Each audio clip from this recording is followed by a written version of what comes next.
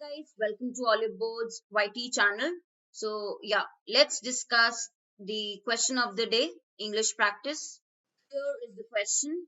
Pause the video and try. Now, you were given a sentence divided into four parts, and these are jumbled parts. So this is single sentence arrangement. You have to do rearrange the parts of the single sentence, and it should have a correct meaning, logical meaning, and of course, they should be grammatically correct. It should be grammatically correct. So, modes of writing, such as Amur, has adopted various book reviews, literary biographies, practical criticism, literary theory, et al. Et al means and others.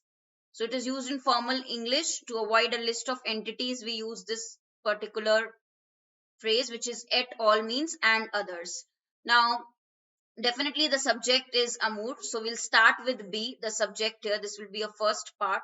So starting with B, we have only one option. You just check this option to confirm your answer. Amur has adopted various what? Various plural modes of writing, different modes of writing.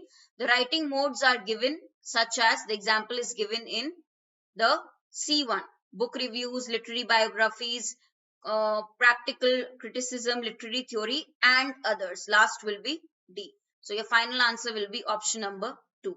I hope single sentence arrangement, which are usually asked again in your prelims exam, you are able to attempt these correctly. Here options can play a big role. Search for the subject here, and that will be your starting. Once you get the starting, you can eliminate and select based on the options.